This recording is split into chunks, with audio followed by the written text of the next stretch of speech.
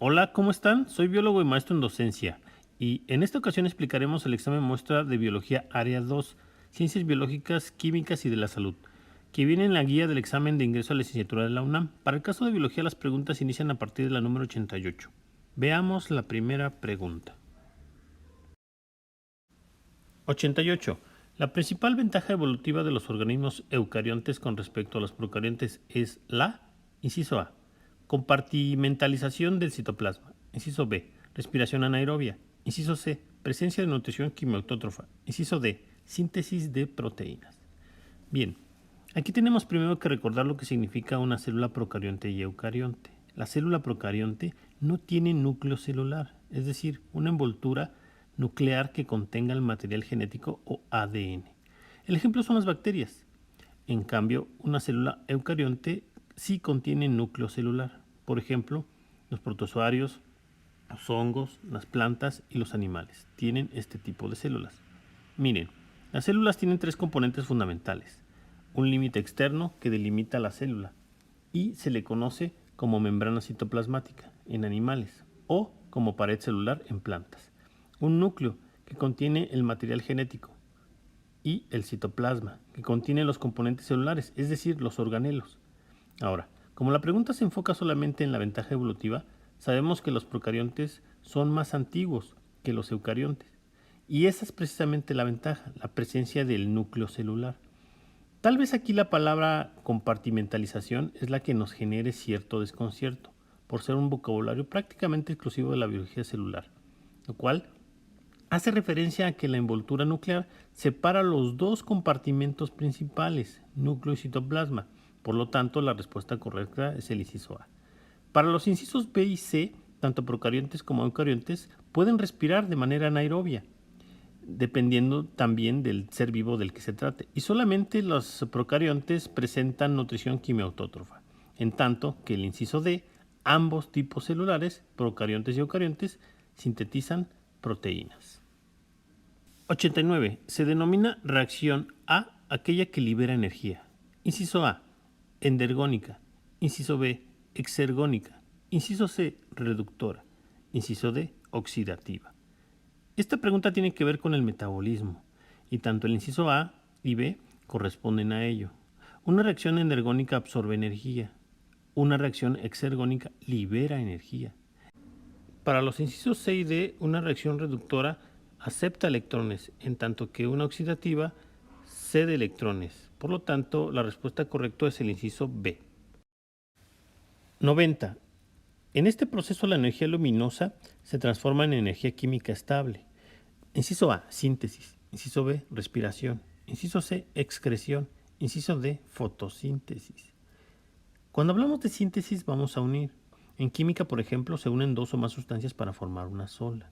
Cuando nos referimos a la respiración, hablamos del intercambio de gases que entran y salen. Y si se refiriera a la respiración celular, este proceso ocurre en la célula, donde se rompen los enlaces químicos de la glucosa para la obtención de energía metabólica. La excreción, por su parte, es la expulsión de desechos, ya sea a nivel celular o mediante la digestión o la respiración. Mientras que la fotosíntesis es el proceso que permite convertir la energía luminosa en energía química almacenada en raíces, tallos, hojas, flores y frutos. La respuesta correcta, por lo tanto, es el inciso D. 91. Las dos moléculas de ácido pirúvico que se producen a partir de la glucólisis deben ser transformadas químicamente a para ingresar al ciclo de Krebs. Inciso A, NADH. Inciso B, FADH2. Inciso C, ácido oxalacético. Inciso D, acetil-CoA. Aquí están preguntando sobre la respiración celular aerobia. Recordemos que tiene tres fases: glucólisis, ciclo de Krebs, que también se le conoce como ciclo del ácido cítrico, y transporte de electrones. Después de que en la etapa de la glucólisis, que ocurre en el citoplasma, la glucosa se rompe y se libera ácido pirúvico. Este se transforma en acetil-CoA, que es una coenzima, es decir, una molécula intermediaria clave en el metabolismo que interviene en un gran número de reacciones bioquímicas, en la siguiente etapa que es el ciclo de Krebs. Ahora, tanto el NAD, nicotín adenín dinucleótido, como el FAT, flavín adenín dinucleótido, son moléculas llamadas coenzimas que transcurren en el ciclo de Krebs y, durante esta etapa, se liberan hidrógenos que son aceptados por estas coenzimas, transformándose de NADH a NADH y de FAT a FATH2, es decir, han aceptado protones. Al formarse estas moléculas reducidas, activarán la siguiente etapa, que es el transporte de electrones. El ácido oxalacético, por su parte, es una molécula intermediaria presente en el ciclo de Krebs para la formación del ácido cítrico. Así que la respuesta correcta es el inciso D. 92. El contenido haploide de cromosomas en organismos eucariontes. Inciso A. Cambia en la meiosis. Inciso B. Es definido por el espermatozoide.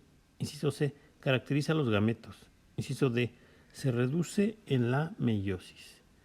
Esta pregunta se refiere a los cromosomas, que son cuerpos coloreados que contienen compactado el material genético hereditario. Los cromosomas se forman cuando las células se van a dividir, ya sea por mitosis o meiosis. La primera tiene que ver con células somáticas o corporales y la segunda con células germinales o sexuales.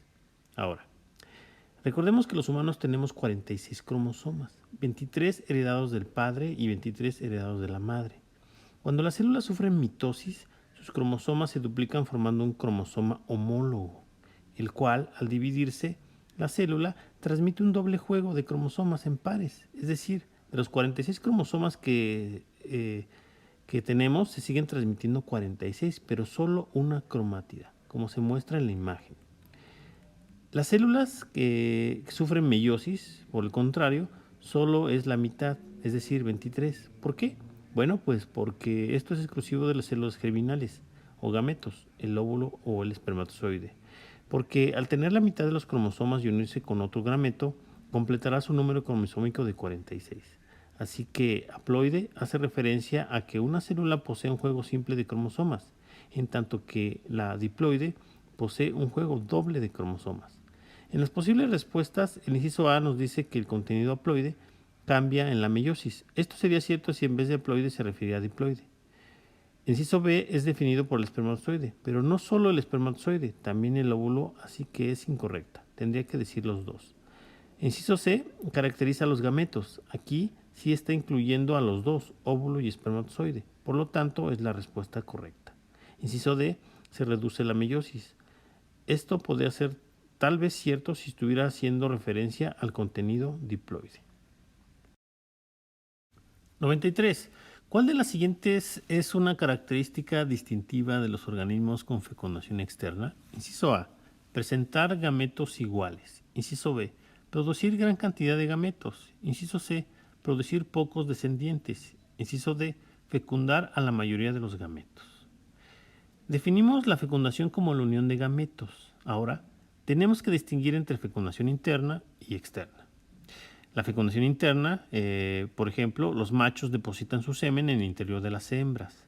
Tal es el caso de los animales terrestres y de mamíferos y reptiles acuáticos. En la fecundación externa, por ejemplo, los machos expulsan su semen y las hembras los óvulos al mismo tiempo. Es propia de los organismos acuáticos y marinos, porque se requiere de un medio líquido para que esta ocurra. Peces y anfibios la llevan a cabo. En el inciso A no puede ser porque todos los gametos son diferentes, de ahí la variabilidad de los seres vivos. En el inciso B, en la fecundación interna, solo el macho produce una gran cantidad de gametos, porque las hembras producen uno o pocos óvulos. En la fecundación externa, efectivamente, tanto hembras como machos producen una gran cantidad de gametos. Esta es la respuesta correcta. En el inciso C, la fecundación interna produce pocos descendientes, comparada con los organismos de fecundación externa. En el inciso D, por su parte, fecundar a la mayoría de los gametos sería una característica de la fecundación interna, ya que solo el macho deposita una gran cantidad de gametos comparada con los pocos que puede producir una hembra. 94. Las leyes de la herencia surgieron a partir de las conclusiones del trabajo de inciso A, Lamarck, inciso B, Mendel, inciso C, Darwin, inciso D, Morgan. En esta pregunta tenemos que explicar cuál fue la principal contribución que realizaron estos autores. Inciso A, Jean-Baptiste de Lamarck. Es un autor de un principio llamado transformismo de las especies, donde habla de automejoramiento, de la herencia de caracteres adquiridos y de la ley del uso y desuso de órganos. a principios del siglo XIX.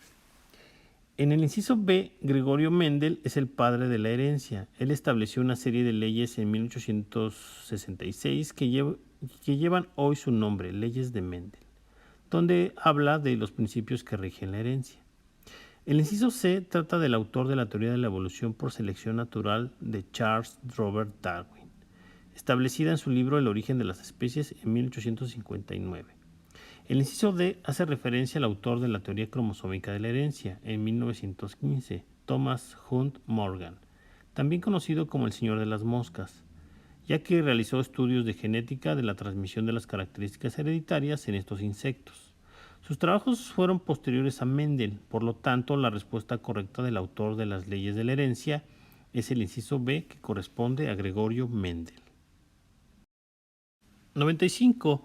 Si al revisar cromosomas en el microscopio encontramos un cuerpo de Barr, se trata de un cromosoma, inciso A, de un individuo masculino, inciso B, metacéntrico, inciso C, acrocéntrico, inciso D, de un individuo femenino. El corpúsculo de Barr es una minúscula masa de ADN presente en el núcleo de las células. También se le conoce como cromatina sexual X, porque solo la encontramos en el sexo femenino. Ahí está la respuesta de por qué el inciso A no puede ser.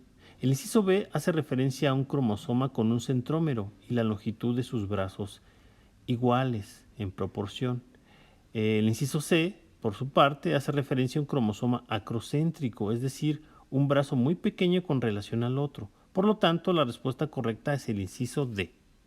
96. La insulina sintética obtenida mediante la inserción de un plásmido de E. coli es un caso exitoso de la aplicación de la inciso A, bioremediación, inciso B, ingeniería genética, inciso C, bioinformática, inciso D, bioquímica celular.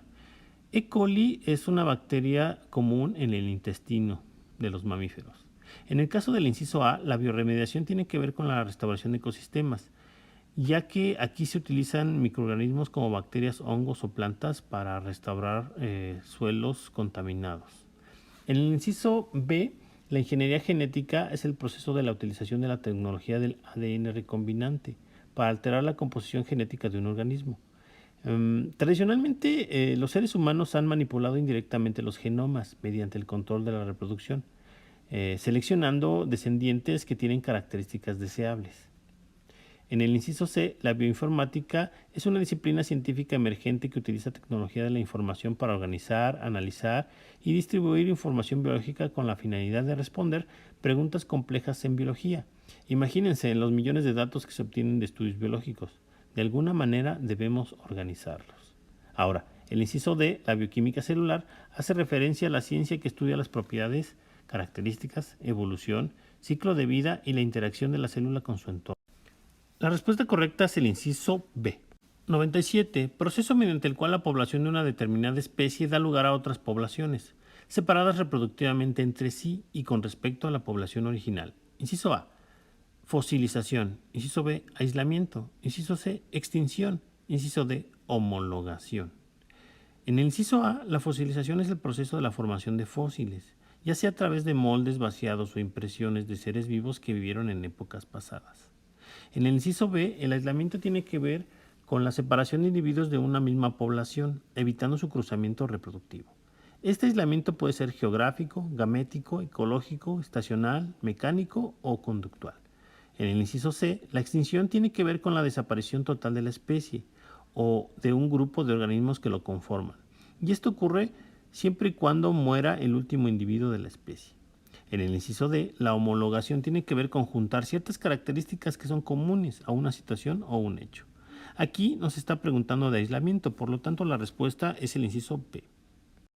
98. La barrera reproductiva que se presenta cuando se cruza un burro con una yegua se llama, inciso A, aislamiento ecológico, inciso B, aislamiento gamético, inciso C, inviabilidad híbrida, inciso D, esterilidad híbrida. Bien. El aislamiento ecológico se presenta cuando dos especies similares viven en la misma área geográfica, pero diferente hábitat, lo cual implica que están en condiciones de humedad, temperatura, luz distinta, que los hace difícil poder aparearse. En el inciso B, el aislamiento gigamético ocurre cuando gametos femeninos y masculinos de diferentes especies no se pueden unir por ser incompatibles. La inviabilidad híbrida, por ejemplo, es una forma de aislamiento reproductivo en el que un apareamiento entre dos especies da lugar a un híbrido inviable como la cruza de una oveja o de una cabra. La esterilidad híbrida, por su parte, se da cuando el híbrido se logra desarrollar, pero es estéril, no produce gametos. La mula es un ejemplo de los mejores conocidos. Es el resultado de la cruza del burro con la yegua. El inciso D es la respuesta correcta. 99. Conjuntos de organismos que interactúan entre sí con el medio dentro de un proceso de flujo y reciclaje de materia y energía. En el inciso A, la metagenómica se define como el estudio del material genético, el cual es obtenido directamente de muestras ambientales. Este amplio campo también puede ser conocido como genómica ambiental. En el inciso B, la población biológica es el conjunto de individuos de la misma especie, que son capaces de cruzarse entre ellos mismos dejando descendientes fértiles. La comunidad, por ejemplo, es el conjunto de individuos de poblaciones de especies diferentes que habitan en un ambiente particular. Ahora, el inciso D coincide con el conjunto de organismos que interactúan entre sí con el medio dentro de un proceso de flujo y reciclaje de materia y energía. Se refiere al ecosistema. 100. El ciclo biogeoquímico del es necesario para el mantenimiento de procesos como la fotosíntesis y la respiración aerobia. Inciso A, carbono. Inciso B, azufre. Inciso C, nitrógeno. Inciso D, fósforo. La pregunta tiene que ver con los ciclos bioquímicos, donde intervienen seres vivos, elementos químicos y cuyos procesos transcurren a través de un nutrimento que es reutilizado en el ecosistema. Los ciclos bioquímicos se dividen en gaseosos y sedimentarios. Dentro de los gaseosos encontramos el carbono y el nitrógeno, y en los sedimentarios ubicamos el fósforo y el azufre. En el inciso A, el ciclo de carbono utiliza principalmente dióxido de carbono o CO2 de la atmósfera, que se fija mediante la fotosíntesis y es utilizado para producir glucosa, necesario para los seres vivos. El dióxido de carbono se reintegra a la atmósfera, principalmente como producto de la respiración y de los procesos de combustión, cuando se quema la madera, por ejemplo. En el inciso B, en el ciclo del azufre, están involucrados aminoácidos, componentes de las proteínas. Su reserva principal lo constituyen los sulfatos y los sulfuros, presentes en la corteza terrestre. De ahí son absorbidos por los productores, pasan a los consumidores y cuando estos mueren, los desintegradores transforman el azufre orgánico en inorgánico, reintegrándolo al ambiente. En el inciso C, el nitrógeno es uno de los más importantes de los seres vivos, ya que forma parte de las proteínas y de los ácidos nucleicos. En él participan varios tipos de bacterias, fijadoras, nitrificantes, descomponedoras y desnitrificantes, que toman el nitrógeno atmosférico para integrarlo a los procesos metabólicos. En el inciso D, el fósforo forma parte del ATP, que es la molécula energética de intercambio celular. Forma parte también de los ácidos nucleicos y de los fosfolípidos de las membranas celulares.